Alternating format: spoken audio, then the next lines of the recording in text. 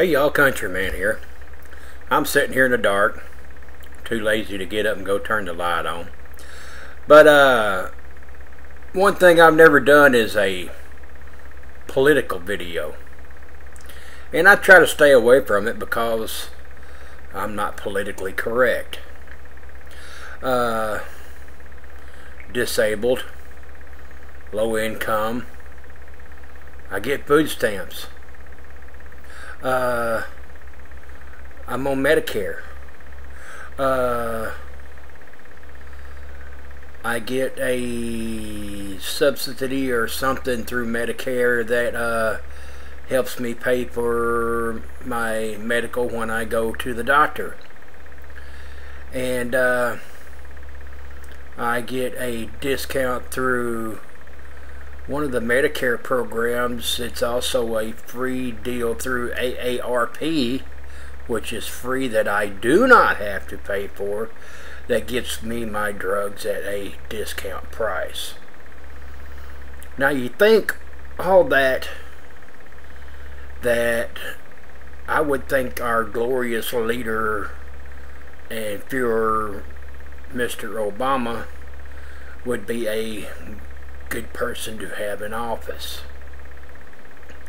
Well, I don't. Just the opposite. What he's done to America is downright treason. Now, I'm appreciative for the food stamps. I qualify for them. If I didn't have them, it would cost me about $100 a month for my pills. And I don't think that the federal government has any leg to stand on when it comes to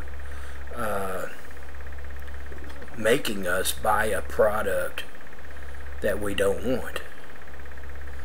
Now, if I had my druthers, I'd rather have me a good old horse doctor that would take care of me, give me my pills, and send me on my way. And if I move back to the country, I've already located a couple of them down there that would be willing to do that for me. And more or less, I'd be paying them cash and doing it that way. This deal that they got going on the 11th, 12th, and 13th of November in FEMA Region 3 scares the crap out of me. I don't know what all's going down or what all. It's probably 99.9% BS. If we ever get into a significant altering life event, and I coined that phrase, so you can change that from SHTF to S.A.L.E, which I think it gives us a better outlook when we're talking about preppers. We're going to have to stick together. And the knowledge that I have, I'm hoping it'll get me a little further down the road than most people. I know a lot about truck driving. I was raised on a farm. Chickens, cows, rabbits, hogs, goats. I've been around that in 4 different states. So, I'm fat and old. I don't know if I can go out on a homestead and try it. I'd like to find out one of these days. I know sitting here in an apartment's not a good thing, but in an SHTF situation, the back wall of this apartment, if I don't move, and if I had to stay here, the back wall of this apartment would get busted out. There is a place out there probably 10 foot wide and 20 foot long. It would have a couple of goats in it, a shitload of chickens, and rabbit cages. And the feed room, aka spare bedroom right now, would turn into a feed room. So it would be pretty easy to defend something like that. I'm just rambling, you know, of what could happen. In the meantime, go ahead canning. If you don't know how to can, get a book, watch a video. I'm from Missouri, that's a show me state. Show me 10, 15 times, beat me over the head with a 2x4, and after a while I'll get it. I never canned any meat until last year, and Paula Allen, God bless her heart, she had an extra pressure canner and she sent it to me, and I have wore that thing out. I love it, and it saved me big time. When money got tight at the end of the month or whatever, I go in there to Preps and pull out a jar of pork, pull out a jar of chicken. I could take a jar of chicken, bring it right here into the computer, pour it out in a bowl, debone it, which takes about 5 minutes, and make me some chicken salad sandwiches in a heartbeat. And if anybody wants a quick meal, can all your food up and go in there and my pork, throw that in a skillet, heat it up, throw some Baby Ray on it, put it on bread, make you some slaw. In 15 minutes you got the best pulled pork sandwiches you ever had in your life. So stuff like that, you know, canning's a good thing. Now, why do we do that? My mom, the best I can figure, she was born in 1911. I wish my brother would call me and let me know for sure. I think my dad was born in 1909 and my mom was born in 1911 or 12, something like that. Needless to say, during the Great Depression, she was a teenager. So canning and prepping and homesteading. Homestead was where you lived. It was in the country, and canning and preserving and jellies and jams and stuff like that was a way of life. And prepping and homesteading and preppers. That's what we call it now. Back then they called it life and living. So getting back to the basics of what we used to do 100 years ago is, you know, back then it was a way of life. It should be a way of life now. I'm sorry, your food does not come from a grocery store. It does not come from the drive-thru. In a bad situation like this, if it gets worse, we're going back to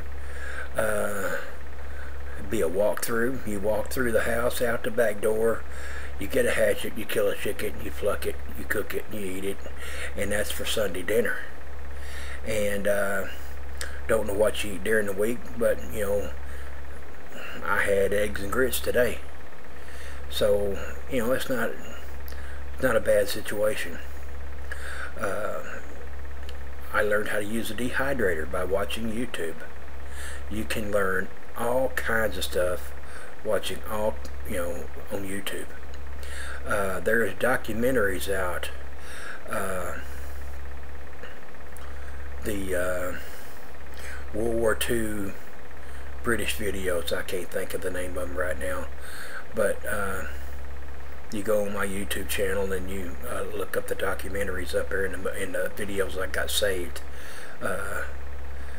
and I've got several videos in there from that, and I've learned a lot from them, and all the people that I'm subscribed to, how to store eggs for long-term storage, and your meats and your smokehouses, and smoking meat, salting meat, curing meat. All that used to be an everyday current, everyday deal. In the fall year, you kill a couple of pigs, and it lasts until the next fall. Building a root cellar. You dig a hole in the ground, you put bricks in it, you cover it up with tin, you throw dirt on top of it. If you get it deep enough, it maintains a decent temperature, 40, 50 degree year round. Yeah, sometimes it rains, gets full of water, and you might have a snake that crawls down in there occasionally. But a snake ain't going to bite through your taters. He ain't going to get your jars. I was told when I started canning that I was going to get botulism and die, that you could not put meat in a can. And this was coming from people, how'd they put, stupid people are not capable of learning anything.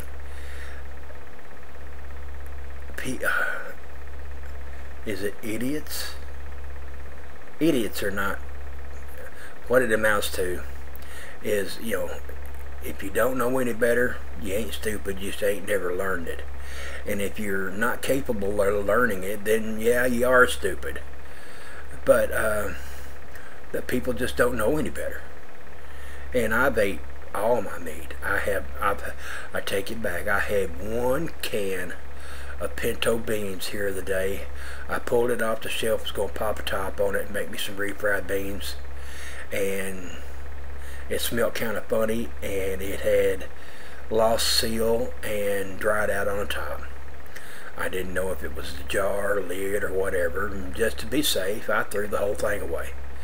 I could have dug it out and checked the seal and everything, but stuff like that happens occasionally, so I just threw it away. But that was 1 out of what, 20 jars that I had that went bad. So if you buy refried beans from the store and you put it on a shelf, yeah, it's good, and the expiration date on it says, oh, maybe 2013 December. Oh my God, the expiration date has ran out and you have got to throw it away.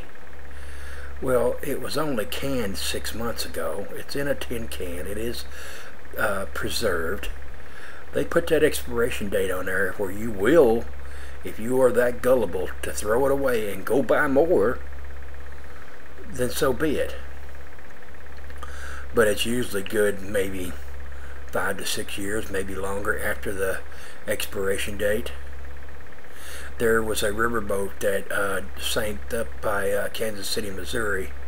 They dug it up underground 100 years later. It still had 10 cans of fish and something else. And they said the nutritional value of those cans has depleted a lot. But they tested it for botulism and any kind of organism that would be